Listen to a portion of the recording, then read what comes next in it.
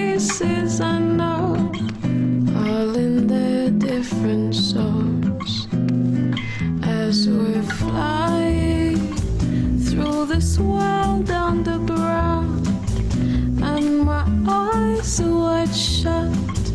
I'm not hearing a sound. Time standing still, surrounded by sad hearts unfulfilled, empty places for the disenchanted pass and fade away. Distant dreams, distant dreams, as they echo, echo, echo in my head. Distant dreams, distant dreams. Hello, everyone. Thank you for being with us tonight, this evening. I'm extremely happy to start our new series, discussion series, with the first topic, performance with distance. I'm extremely happy that today, together with Florence, we have this wonderful artist discussing this really complicated topic with us. And those are Stefaniya Georgieva, dancer and choreographer from Bulgaria, Dora Dimitrova, violinist also from Bulgaria, and Anthony Green, composer and co-founder of the organization Castles of Our Skin in Boston, USA. Thank you for being here. The reason that we are doing these discussions is more about that our audience get to know all these wonderful artists and their ways and their experiences that they met in the past years creating what they created and what they became now. And of course, especially this year, since we are doing this whole thing in a digital version, also to have the opportunity to even bring in more voices and more perspective than the ones that were present in the last editions of the festival.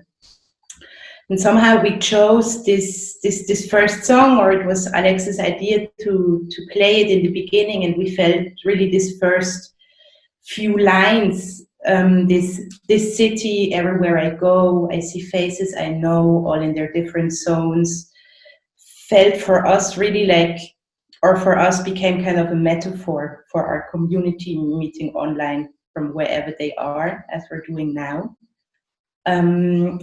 And this year's festival topic of choros is also the space shaped by algorithms in which we pass each other or work or even spend quality time.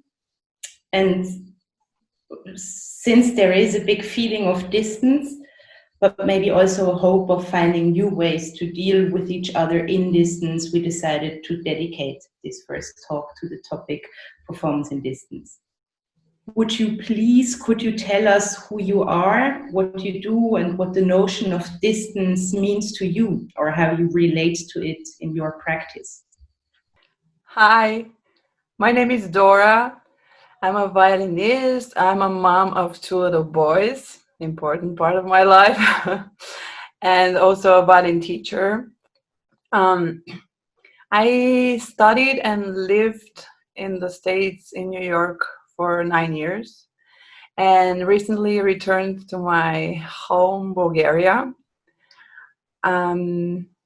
It's interesting. It's kind of new life, starting all over again.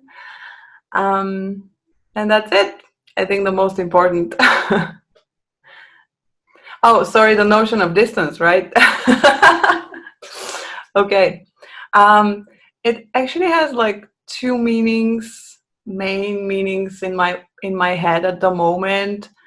One is the physical distance, and the other one is the mental, emotional, the actual social distance. And I've had experiences with both. So I can't really say which one. It's like one thing altogether. Hello, everybody. My name is Anthony Green, and I am a composer, a performer, and a social justice artist. And my practice includes compositions that are rather traditional and standard, as well as extremely experimental compositions. Some of my pieces also incorporate music theater and movement and digital media. And as a performer, my main instrument is piano, but I also do multimedia, multifaceted performances with experimental vocalizations, movement, audience participation, and pieces that straddle the boundaries between composition and performance art. And my social justice practice includes music and performances that relate in some way to issues a part of social justice. For instance, I've composed an opera concerning transgender issues. I've written a piano concerto about the power of women. And in my business work, I have this organization called Castle of Our Skins, which I co-founded in 2013 with Ashley Gordon. And our mission is that we are dedicated to celebrating Black artistry through music. And we speak a lot about Black composers, not only in the United States, but around the world, in Africa, Europe, the Caribbean, South America, etc. And we try to bring justice and equity to these voices that have been silenced for more than 500 years within the conservative world of classical music. In terms of distance, this is a rather big topic for me. I think about distance in many ways. But I would say since 2017, I've been more in demand as both a composer and a performer. And because of that, I've traveled quite a lot. So when it comes to distance, I'm constantly thinking about how long it takes for me to fly from one place to another or take a train from one place to another. And when March came this year, I was in New York before coming back to the Netherlands, and all of my projects have been canceled. I was supposed to do research in London, supposed to go on a holiday in Israel, lead a workshop in Oslo, do a performance in Thailand, like all of this gone. So it's weird thinking about me not being able to fulfill those distances in terms of flights. But a while ago, I learned about the concept of infinite smallness. So just the nerd that I am, I kind of imagine myself trying to touch my fingers without touching them and thinking about the distance between the smallest space between the fingers before they actually touch. So these are just two ways that I think about distance, but I think about distance all the time, and I'm going to shut up right now. Okay.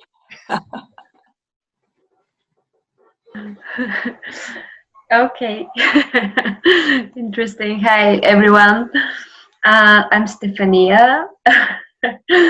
I'm from Bulgaria. I'm a choreographer and dancer, and also a founder of Atom Theater dance company, as well Atom Choreographic Series platform, which is something that last month I'm more focused. It's a platform that supports choreographers from around the world, but in the same time, choreographers from Bulgaria. And yeah, I create a lot of pieces. I'm interested in movement, in collective movement, and touching, connections, close distance, and people being really close to each other together. Most of my works are always in connection between the different body parts, let's say like that. So for me, this situation and the notion of distance I don't know, for the last 4 months, it was a challenging moment for me and for my work. But in the same time, it was like a gift to go out of my comfort zone, as well to rediscover some new things about myself. 4 months ago, almost 4 months ago, I just ran away from the capital where I used to live, and I'm living in a small village very far away from, like, 400 kilometers from the capital. And I start to study the processes of being very far away from the place, which is close to the people you work with, and your family and your friends and everything, and start to rediscover new universes, actually, new people and new ideas. That's it, basically. Maybe I have a question for all of you, like, because it's a personal experience that I had especially in the first couple of months of the lockdown. It's like I felt incredibly pressured that we, the artists, have to be super creative at this time of being closed at home. Like this kind of need the society needed, that we have to produce on every price. Did one of you felt this, or like how did you deal with this pressure somehow? For me, I was really like, for 2 months I was completely useless, and then feeling bad about myself that I cannot be creative or like productive. Well, I certainly felt exactly the same way, but totally opens new walls. I mean, new doors. Somehow it's true, there was pressure, but that pressure made me go out of my comfort zone, as you mentioned.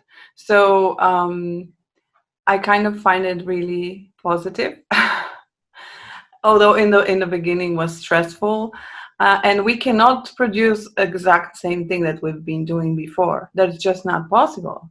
So I think at some point I realized that I don't have to feel less pressure, and I can just find different ways to express myself and to be an artist or a teacher or anything I am. And it looks like possible, and I'm personally very interested in how this is going to go.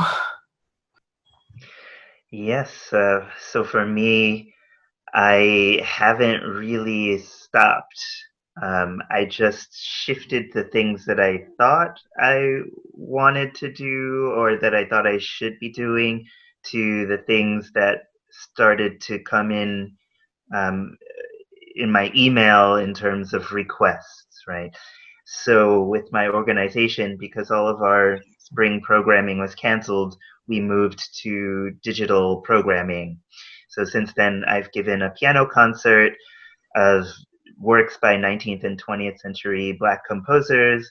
We've also produced the Black Composer Miniature Challenge. So we have 18 world premieres from mid-May to September. We did a poetry nightcap series. We're now doing online founders chats. We're doing programming for children. One of my pieces was premiered online in the Zoom fashion. And outside of all of the Castle of Our Skin stuff, I've still been getting commissions for miniatures. So I wrote a piece for a flutist named Laura Lenz. I finished a piece for a flute duo that was premiered in the digital Charlotte New Music Festival. I've had other pieces performed in random new music festivals and just from people wanting to put some stuff online. And I've been getting commissions and requests to be parts of panels and lead workshops. So I haven't stopped. And when I came back to Europe, I thought, oh, everyone is going to be in their houses and I finally get to sleep. But no, I haven't slept. No, it's not going to happen.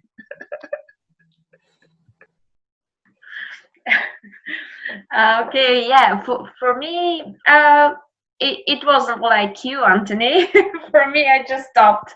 It was like the stress was before that.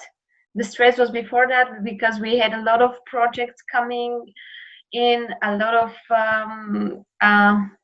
traveling, and a lot of plans that we had to fulfill until end of June. And I was quite stressed. How am I going to manage? And so when that happens, I just stopped and I was like, okay, thank you. I don't care about anything anymore. The government said we have to stop. Okay, I will stop. Of course, there was this little stress of money situation, how we gonna manage with that, and etc. But I don't know, people just manage somehow. You just find a way. And actually, because just before the situation, I ran away in the village and in the nature. I got not closed, but more open. I just saw the world around me. Hi, Mom. I just saw the world around me. I just saw the nature. I just saw how the nature transforms. I just felt my I got, how to say it, more sensitive about the people around me, the environment, and everything. So for me, that, as I already said, was like a gift and mind-blowing. Actually, not seeing people, not communicated all the time, not writing emails and projects, and yeah. I was just thinking it's really interesting because somehow I felt a bit the same like you, Stefaniya, but also on the other hand, the complete opposite, because as Alex said, I also felt this pressure of, okay, I was actually having also a busy spring, and then from one day to the other, everything stopped. And then I thought, now is the time to do all of this stuff I always say I want to do, but I never have time to. And then it was really hard for me to do stuff because I really started to understand how important closeness is for me. And I didn't find this closeness in the nature or in the human contact I was having. Because since I'm like a live performance practitioner, for me it's important to be close, and not just physically, but kind of in the same world as the people I'm working with, or as the people that are kind of coming in as audience, or to be close to the world and also to the input. And for me, the time was really poor in input because it wasn't able to surprise me. Somehow I had the feeling that everything that I would stumble across, I would just stumble across it because I searched it on my computer, or because it was in the book that I chose from the shelves. But somehow in my everyday lives, I have encounters or stuff that I cannot plan. And that's why I think it's really interesting that you said, it's for you, is this closeness, like in the nature, really happens in this lockdown situation. Great. It's really interesting, like how different it went for everyone in his own or her own experience. Maybe now it's time to make a short view break to see a video which really fits to the explanation of Anthony not be able to sleep.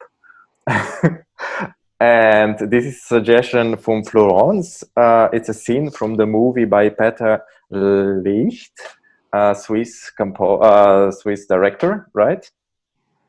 And it's about the performance artist Roman Signa. And I will not tell any more about it. Let's just see it. It's very short, and I think it really fits to the whole thing.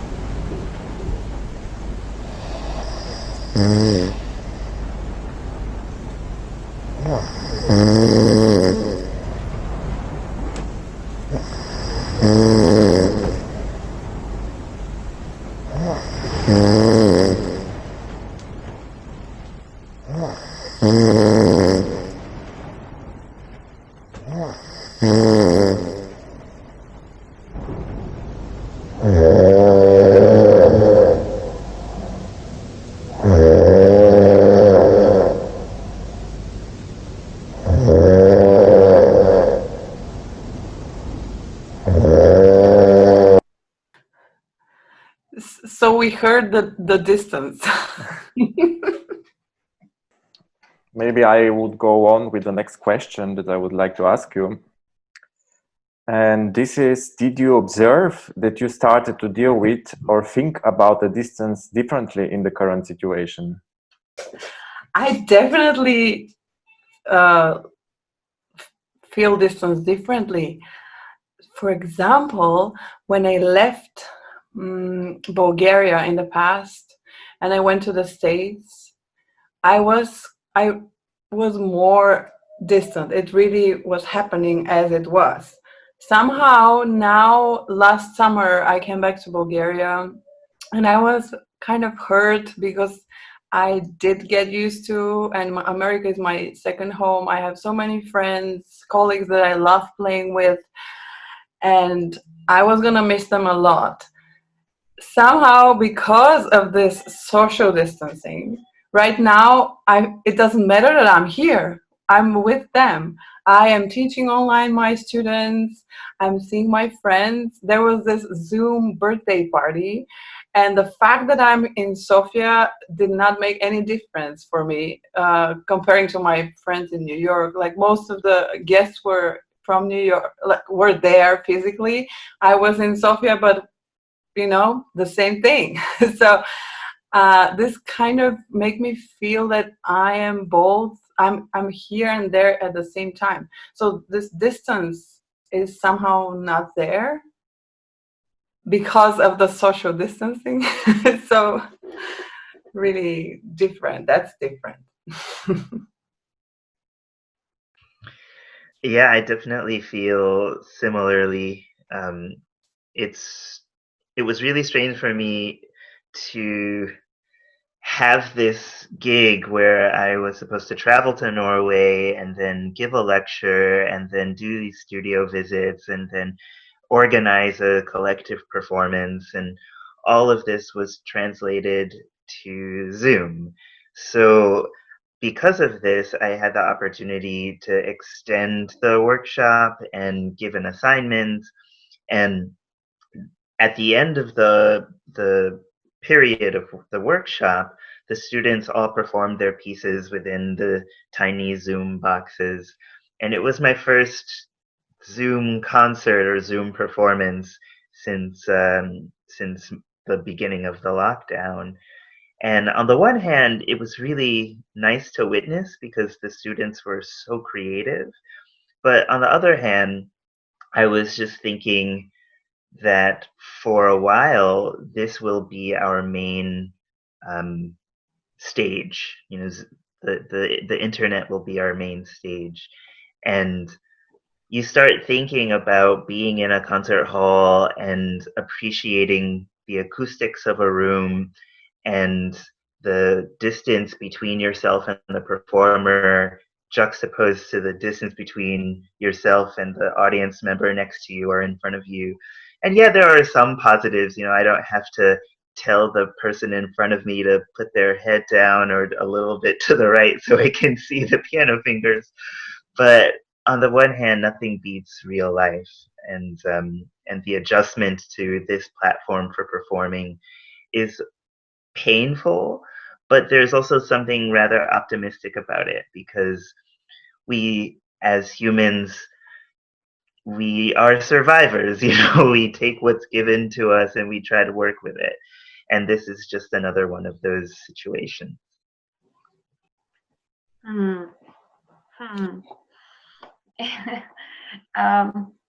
It's I don't know what to say, and at the same time, I have many things to say. It's like very different, very, very different. I never like to put like this digital universe in my works, in my performances. For me, real touch, real like to see someone in front of you brings so much different emotions and stories to your body. The online meetings, I don't know, I can't get really excited about them, but in the same time I feel that I can control more the meetings with the people.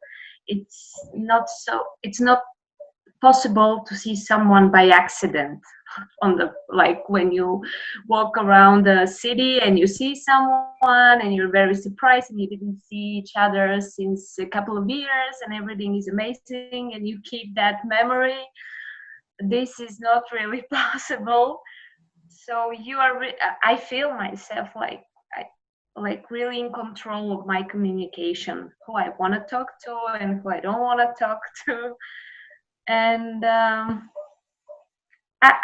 I agree with you, Anthony, with this adjusting thing, and that we need to survive somehow. So it's the same. I'm just adjusting to it, and I'm curious how it will develop.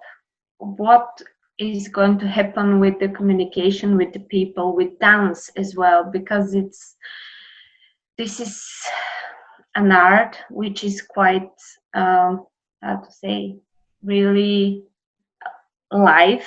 I do a lot of video dance actually, which is totally different than what I'm speaking about now. And I really love to do video dance and tell stories through the video, but I miss the other thing a lot. This is true. Like also what Anthony you said, that nothing can change the real thing. I wanted to give an example of one of the festival teams this year, Team 6. They posted their digital board today, and they created kind of a concept in which it will work with a new situation of having somehow the musicians in a space where they are in kind of like a plastic box. So in this way, the audience can come closer to the artist, and they have the freedom to move. Because actually, this was my first freak out, also with 180 degrees, and in my work in general is really to break this border between the audience and the artist, and the audience can come closer to the artist and feel somehow closer to them. But then doing as much as like Zoom conversations and all these things, actually you are entering the personal space of the artist this way. Like you see them in much more intimate world, which you would not see them on the stage, because when you go to a concert or performance of a dancer, you see them on the stage doing their art, but you don't see their personal life. But here, like, for example, before that, Stefaniya, we saw your mom passing by. You see the picture behind Anthony. You see the flower behind Dora. You know, it's like you see all these small details that it's kind of you inviting the audience really to enter your personal space, which on one hand, maybe it's very interesting and nice, but on the other hand, it's also maybe too much. And then there is the question, where is the limit of this? Like, who we are and what we present in front of the public, like what do we want to show. Yeah, I think you're completely right when it comes to entering the personal space of artists. So my piano is located downstairs, and in every video that I've been making with me playing piano, you can see my kitchen and my dining room table. And if you squint close enough, you can see my alcohol collection.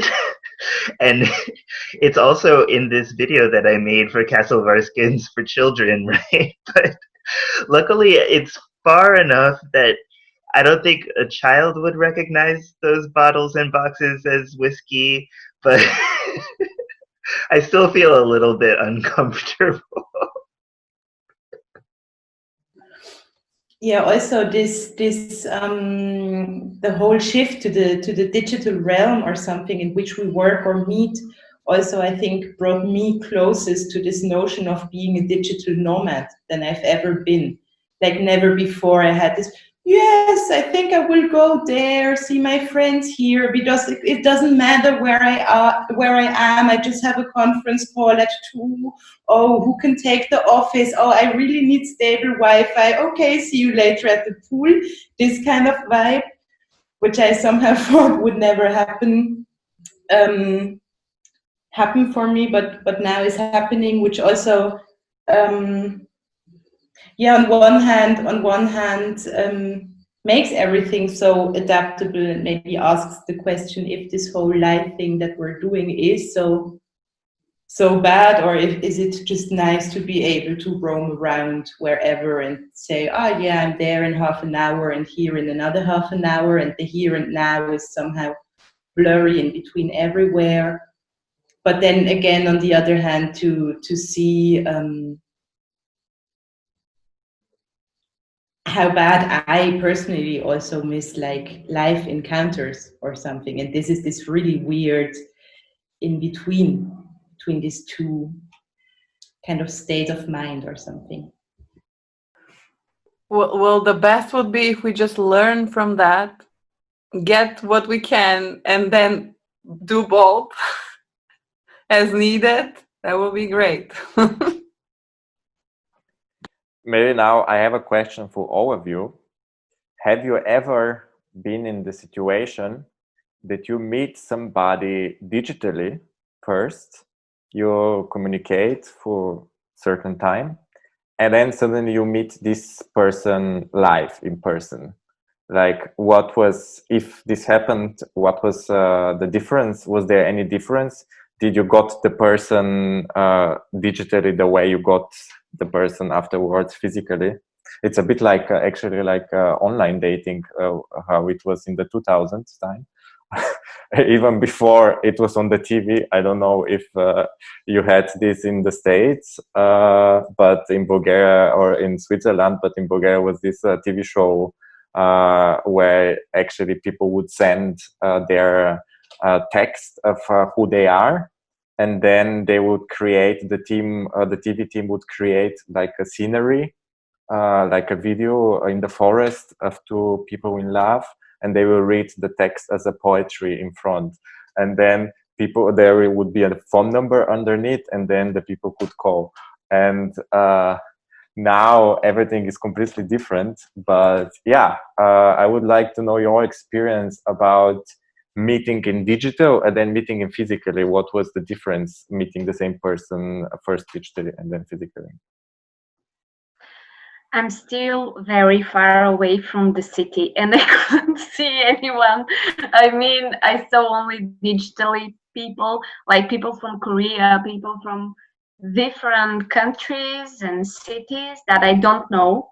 Like they just, for example, it was a choreographer from Korea. She was supposed to have a residency in Bulgaria and meet Bulgarian choreographers and dancers, but because of the situation, it was the online residency.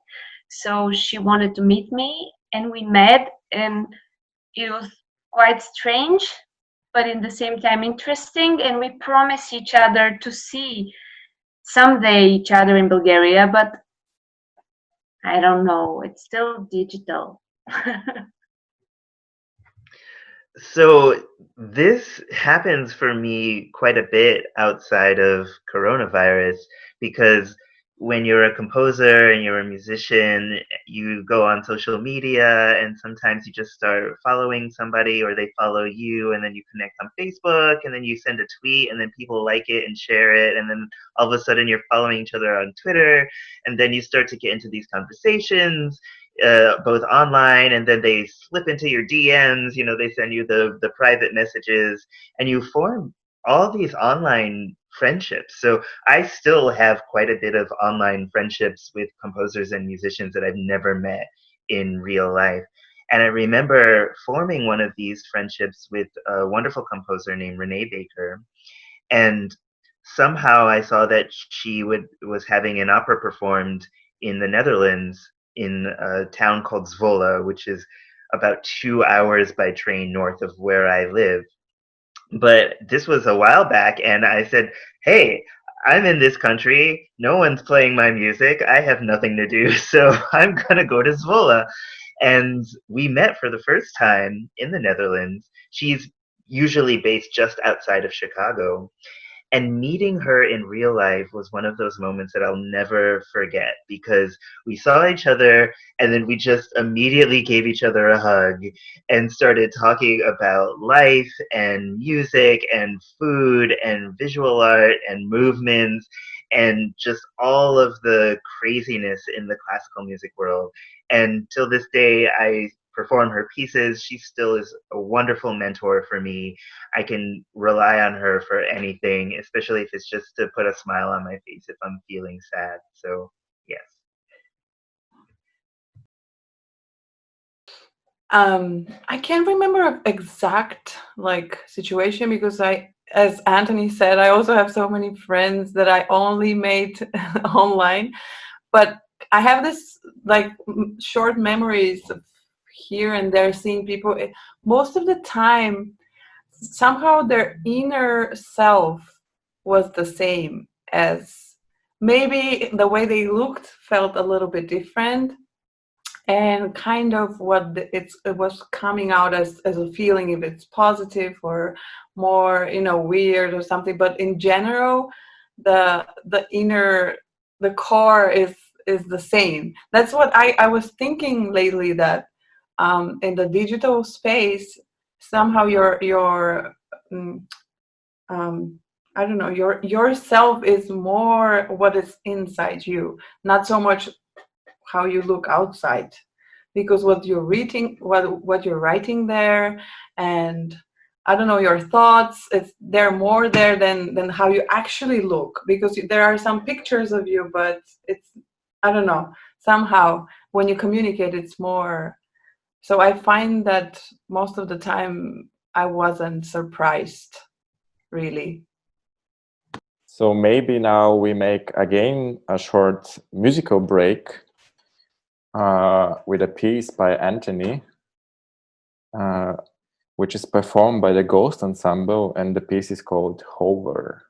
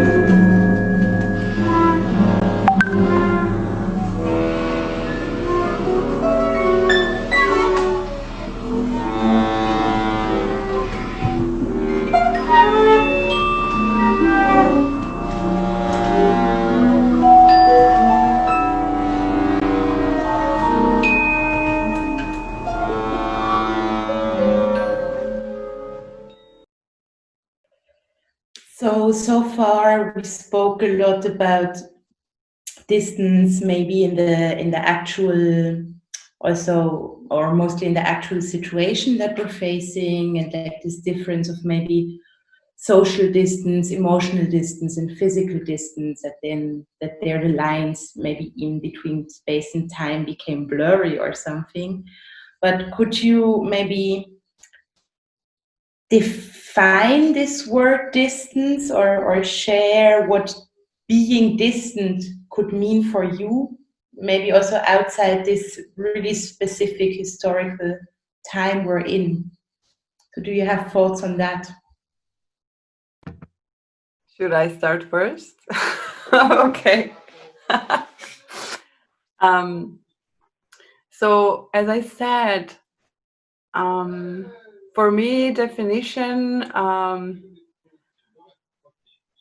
first, of course, is the space.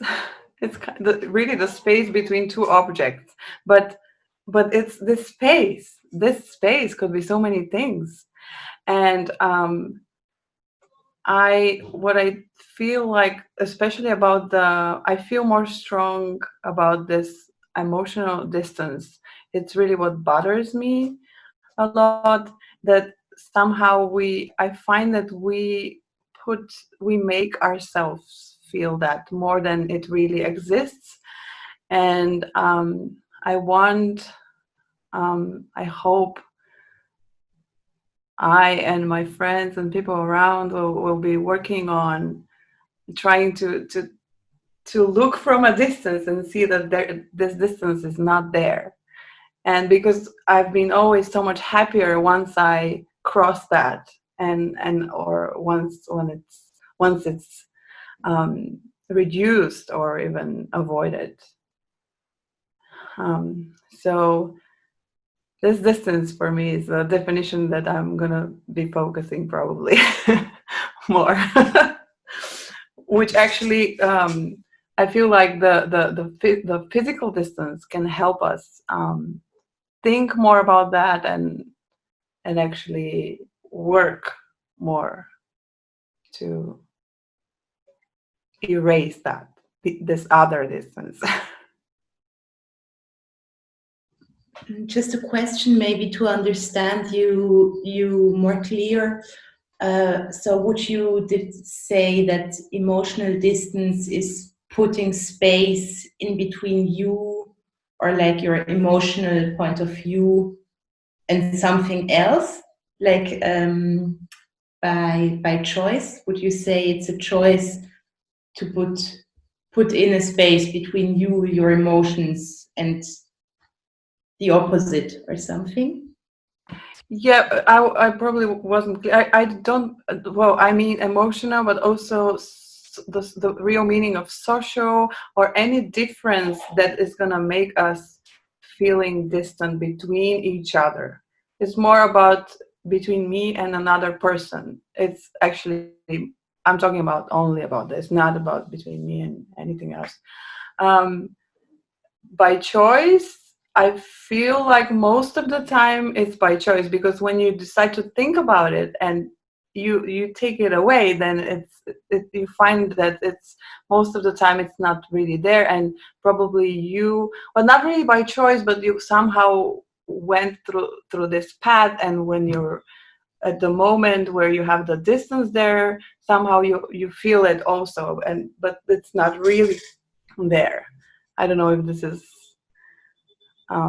it's like social class difference, difference, but distance, race, ethnic, gender, sexuality, everything that's keeping us somehow and sometimes away between each other. So the definition of distance, if we're thinking about just a technical definition or an easy definition, then yeah, we can think of concepts such as separation and space and the lack of closeness. But when the word distance is said, usually what comes up in our minds as imagery or a definition is something significant, you know. So when I say something like, I looked at him from a distance, it implies that I'm far away, or at least far enough away that he wouldn't observe me looking at him. And when I say something like, well, I'm going to distance myself from this, the assumption is that I'm going to run really, really far away from something, right? Even though there does exist the concept of a very short distance, right? So right now I'm at a short distance from my computer camera, and now I'm at a longer distance from my computer camera. But somehow the word distance is always associated with something epically far, you know. And I have mixed feelings about that as the automatic definition, because especially because I'm a composer, I'm a performer, I do social justice art, I do business stuff with Castle of Our Skins, and sometimes I have to distance myself from my practice just so I can be healthy and I can return to it with fresh eyes, with enthusiasm, you know, without feeling burnt out. You know, sometimes I just have to do some exercise, do some aerobics, take a run around the canals of Leiden, or just read a really fun book or watch a really bad movie, you know, and that's how I can temporarily distance myself from being that composer and that performer and that professional, and feeling burnt out. You know, we should distance ourselves from what we do so we can take a break from time to time. But then there's also the concept of distancing yourself from ideas, you know, or beliefs. So there's a lot of conversation in the United States about how divisive the country has gotten, and how the people on the left are just moving so far to the left, and the people on the right are moving so far to the right that it's really hard for the two people on these sides to come together and talk about their differences. And on the one hand, I do agree, you know, because if someone on the right is saying, the only people that should have access to education are wealthy people, then of course I'm going to say, no, I don't agree with you, and I want to distance myself as far away from you as possible. But even with an idea like that, I feel like I could approach this person and talk about the reasons why they feel that way and why I feel that way, and hopefully we can come to some sort of understanding. But if somebody says, I hate Mexicans, then I don't want to talk to that person ever. I feel like I'm just going to waste my time, and I want to distance myself from this type of person, you know. And it's hard for me to even say that, because I do want to give people the benefit of the doubt, but I do recognize that there are lines that people just shouldn't cross idealistically, right? And that's a type of distance that's really difficult to think about. But right now, people all over the world are thinking about these types of distances.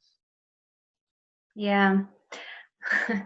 Following what you said, Anthony, about this huge space that you have to build between you and someone, like a distance, I was also thinking that it's more like to separate from something, even though it's like just to turn around. When I was going to visiting painting classes, it was always good to distance from your work for a break, like even 30 minutes, just to turn it back, walk around, and then when you see it in new eyes, and in a new way you see your mistakes and blah blah. So this is also a feeling just to separate from something, because when you start to doing it, you getting it, even sometimes biting it and want to do it and you can't leave it.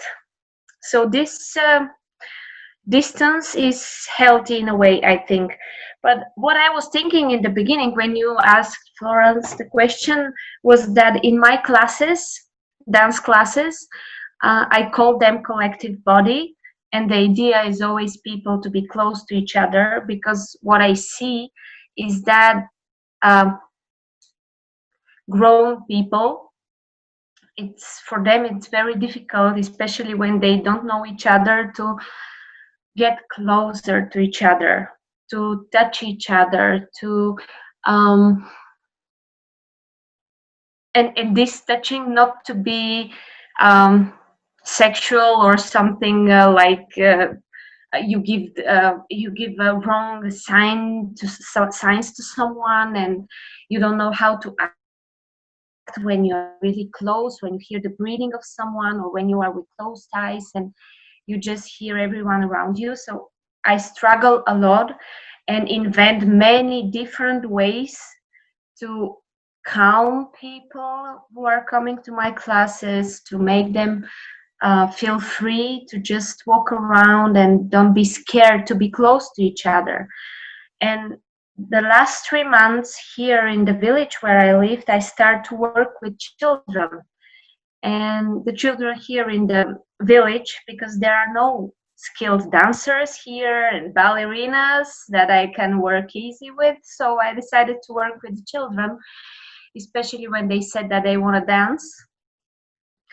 And what I see is the opposite. I can't disconnect them from each other and explain them that they have to keep 1.5 meter distance and just to don't touch each other so much, especially when we do pictures and videos. They just have to be separated, and I can't explain them that. They immediately just get closer to each other, even though I put chairs like 1.5 meter distance between them. They just let the chairs and slowly come each other together. So that was new for me, because I didn't work with children before, usually with dancers and grown people. And yeah, it's interesting, I think, to think about it myself for my work and to share it with you as well. So, but maybe then, maybe then, like being distant or being epically far, as you put it, Anthony, would be something very grown up, no, to kind of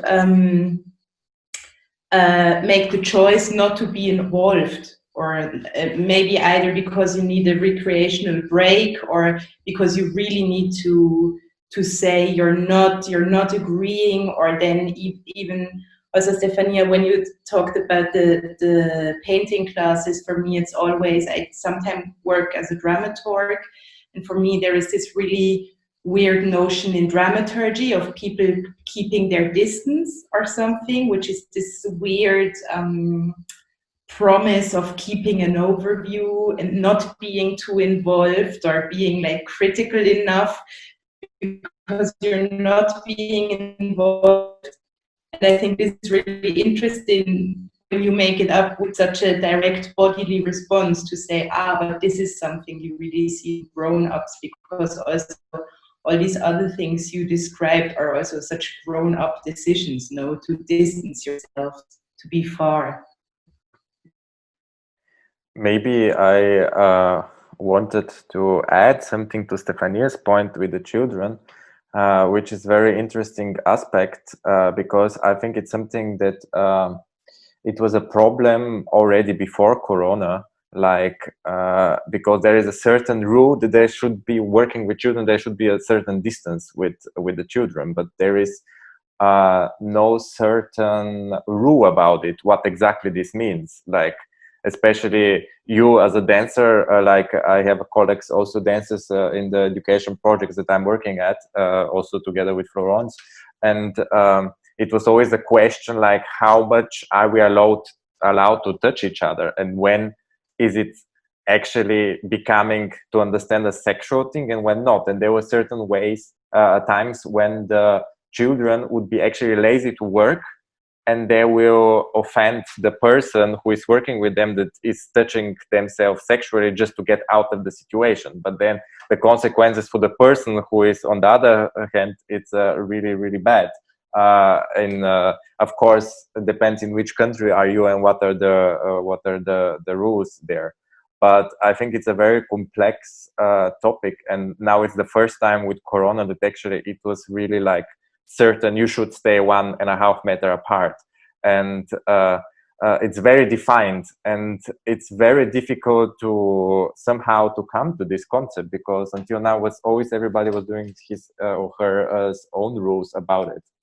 So I'm really curious to see how this would develop further in the future, like how the new rules would be next year.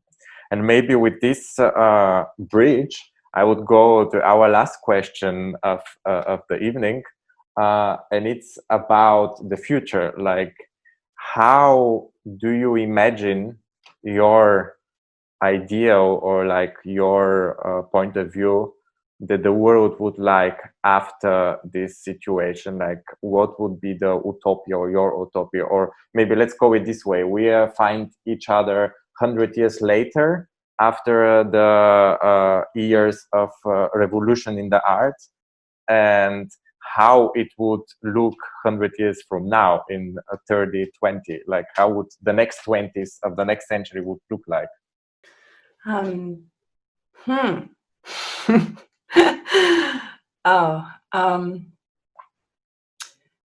I imagine holograms of myself in my students' rooms for sure, but also somehow a technology that's allowing us to play and to sound and to dance together, which we can use to rehearse so we don't travel sometimes.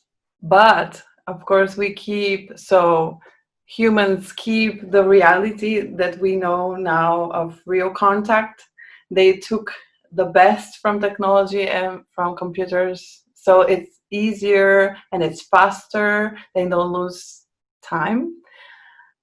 Also very green, so we didn't kill the nature, and the earth is even more beautiful than now, and we save the oceans and the air is clean, and that's it.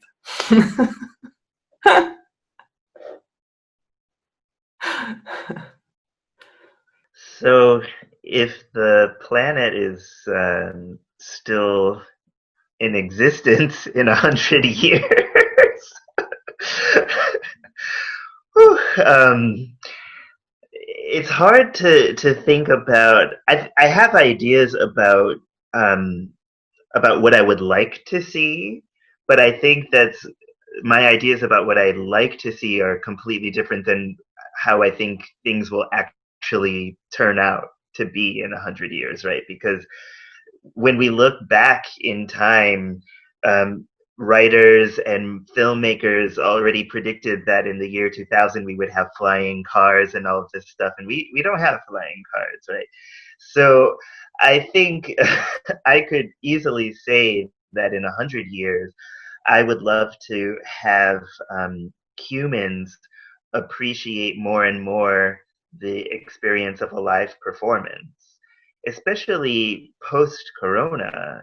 We're here right now, and when humans start to beat pandemics and learn the lessons from this particular situation, then I feel like humans should start to celebrate going out more and gathering more and appreciating physical touch more, and even having a better concept of respectful physical touch. So that's what I would hope for the future. But what I think is going to happen is that we are now appreciating the convenience of being able to attend a concert online. And that's already started before the pandemic, because organizations now are streaming their concerts, and you can buy these digital tickets and get special links and stuff like that. And it's all convenient. But I think combined with the influx of social media and the pressures of social media, the increasing amount of people on the earth, so that means we also have to increase the amount of things that we do to keep up with society. So digital performances, I think, will become more of a standard. And this is why in the pop music industry, pieces between 2 and 4 minutes are the standard, right? On Spotify, that's the ideal length of a piece of music now. So, yeah, sadly, I think maybe things will get worse.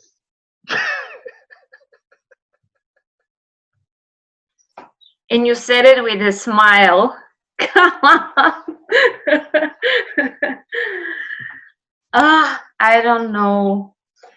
The thing is that when I always see my works on video after showing them, I never like them. It's like I was there, I saw the show, it was great, and when I saw it on video, it's like, really? But this is something different. I don't know, this situation with Corona and the beginning of 2020 made me feel really strange, because everything changed so quickly in a direction that I didn't expect at all. I didn't plan it. I didn't even imagine that it can happen. The government to say now you can't go out of your home, or you can't go to the supermarket, or you can't do this and this and this. And I was like, oh my God, how was in the communistic period? It was like when the people, and in 90s in Bulgaria and Eastern Europe, I couldn't even imagine it. And now the government said, no, you can't do this. And I was, okay, I'm not going to do it. I will listen and trust and believe you. And I don't know how it's going to be after 100 years, really. If everything can change in a so small moment, so quickly, I can't even imagine. Yeah. I would love to do a video dance on Mars one day, just before that I die. But we'll see. I mean, I was actually kind of prepared for this question since I knew it was coming up. And I thought it was so hard that I was actually planning on bringing a fortune cookie and just reading the text, because I thought like this would be maybe the most accurate possible way to describe a planet 100 years from now on, if it is still here. I think it's really hard to imagine it. But Stefaniya, I also agree with you. It becomes even harder, not just with like the threat of like the global climate crisis, but also with this understanding of how fast change can be. So like 100 years ago, we had this huge pandemic of the Spanish flu.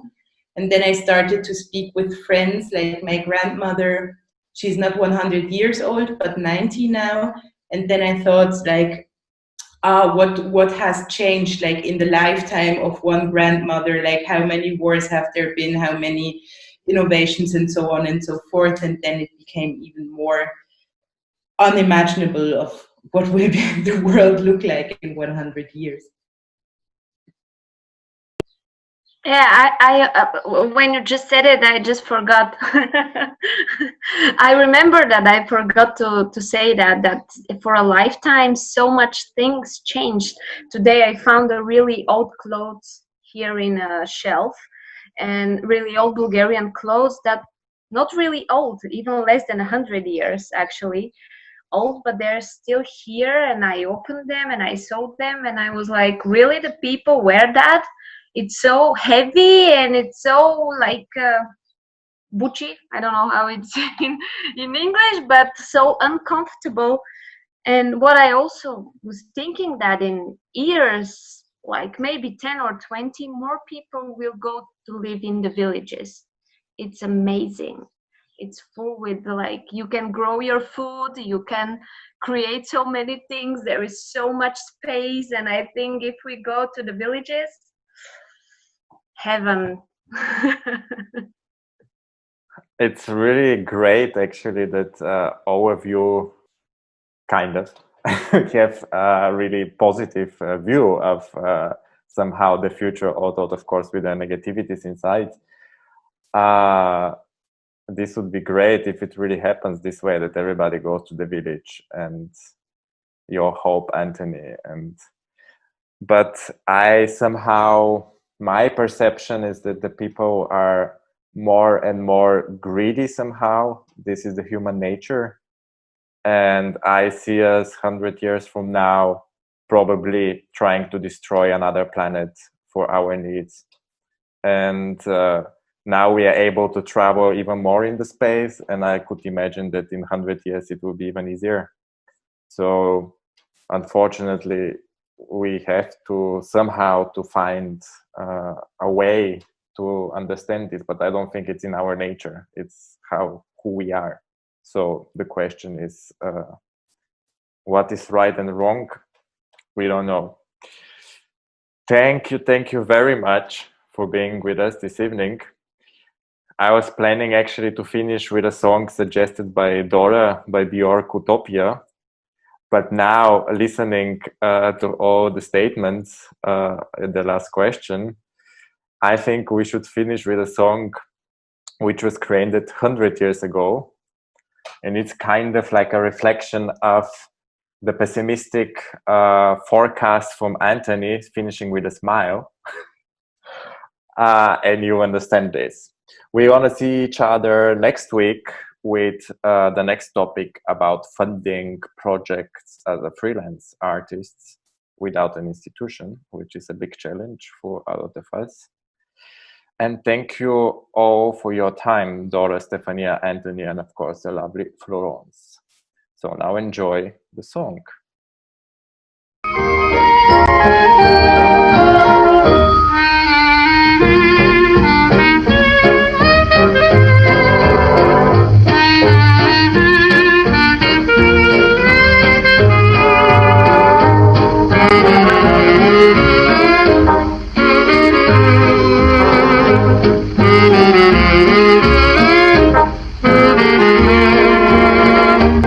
Got to smile when you say goodbye. You've got to smile as the days go by. And all the time that you're away, I'm thinking of you. I'll write and say from day to day how much I love you. You've got to smile when you say goodbye. You've got to smile till the clouds roll by. So till we meet again, say cheerio and then give me a smile when you say goodbye.